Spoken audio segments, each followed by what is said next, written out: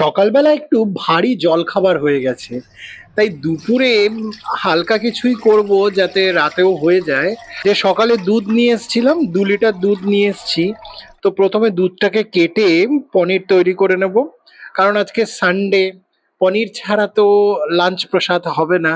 তাই আগে পনিরটা করে নেব। দুধ ফুটে গেছে, এখন এর মধ্যে আমার আগে থেকেই দইয়ের একটু জল ছিল, সেই দইয়ের জলটা দিয়ে দুধটাকে কেটে ছানা তৈরি করে নিলাম। জেনারেলি পনির হলে ভক্তদের আর কিছু লাগে না, তো ওই জন্য আমিও প্রথমে ছানাটা করে নিলাম।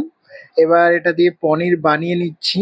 তারপর দেখি পনিরের একটা হালকা রসা করে নেবো, কারণ যা গরম পড়েছে বেশি রিচ কিছু প্রসাদ পেতেও ইচ্ছা করে না।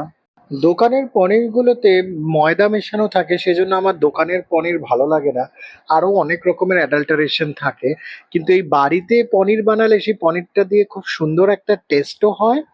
আমি সেই জন্য সবসময় বাড়িতে এরকম দুধ কেটে পনির বানিয়ে থাকি। এখানে একটু গরম জলের মধ্যে নুন আর হলুদ মিশিয়ে নিয়েছি। এই গরম জলে পনিরগুলো ডুবিয়ে রেখে দেবো, তাহলে পনির একদম সফট হয়ে যাবে। আপনাদের কাদের কাদের এই রকম বাড়িতেই পনির বানিয়ে রান্না করতে ভালো লাগে আমাকে কমেন্টসে অবশ্যই জানাবেন। আজকে একদম সাদামাটা পনির রসা করব, আর একটু তাড়াতাড়ি করব সেজন্য কুকারে করছি। একদম নর্মাল, যেটা জিরে ধনে আদা টমেটো দিয়ে হয়, এরম ভাবে একদিন কুকারে আলু পটল পনিরের রসা করে দেখবেন, দারুণ টেস্টি লাগবে।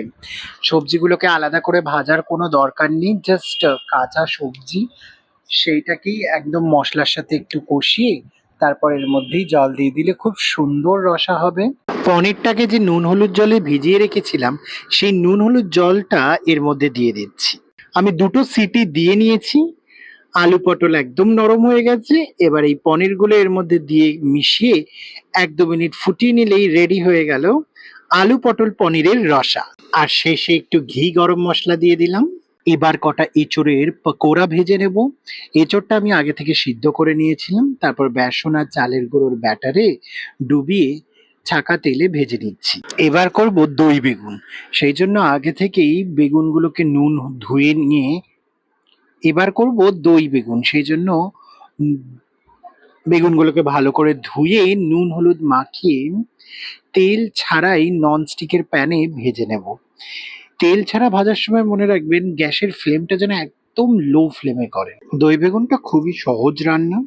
বেগুনগুলো ভাজা হয়ে গেলে দইয়ের মধ্যে এরকম চুবিয়ে দিয়ে একটুখানি 1 টেবিল স্পুন তেলের মধ্যে কারি পাতা, জিরে, কাঁচা লঙ্কা, শুকনো লঙ্কা ফোড়ন দিয়ে এর মধ্যে ঢেলে দেবো।